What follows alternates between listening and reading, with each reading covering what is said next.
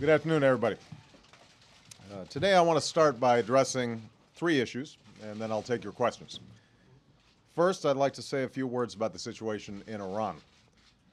The United States and the international community have been appalled and outraged by the threats, the beatings, and imprisonments of the last few days.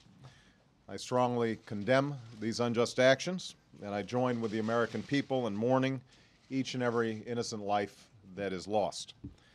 I've made it clear that the United States respects the sovereignty of the Islamic Republic of Iran and is not interfering with Iran's affairs.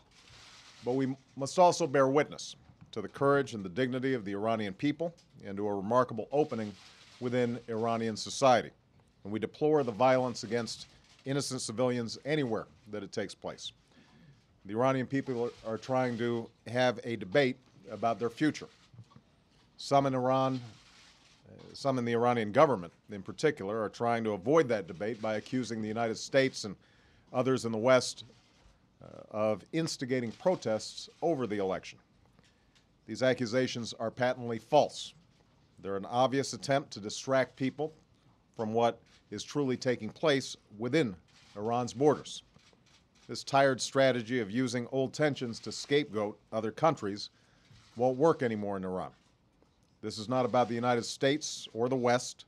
This is about the people of Iran and the future that they, and only they, will choose. The Iranian people can speak for themselves. That's precisely what's happened in the last few days.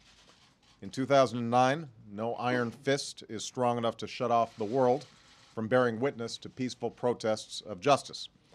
Despite the Iranian government's efforts to expel journalists and isolate itself, powerful images and poignant words have made their way to us through cell phones and computers, and so we've watched what the Iranian people are doing. This is what we've witnessed. We've seen the timeless dignity of tens of thousands of Iranians marching in silence. We've seen people of all ages risk everything to insist that their votes are counted and that their voices are heard. Above all, we've seen courageous women stand up to the brutality and threats, and we've experienced the searing image of a woman bleeding to death on the streets. While this loss is raw and extraordinarily painful, we also know this: those who stand up for justice are always on the right side of history. As I said in Cairo, suppressing ideas never succeeds in making them go away. The Iranian people have a universal right to assembly and free speech. If the Iranian government seeks the respect of the international community, it must respect those rights and heed the will of its own people.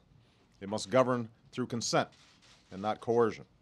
That's what Iran's own people are calling for, and the Iranian people will ultimately judge the actions of their own government.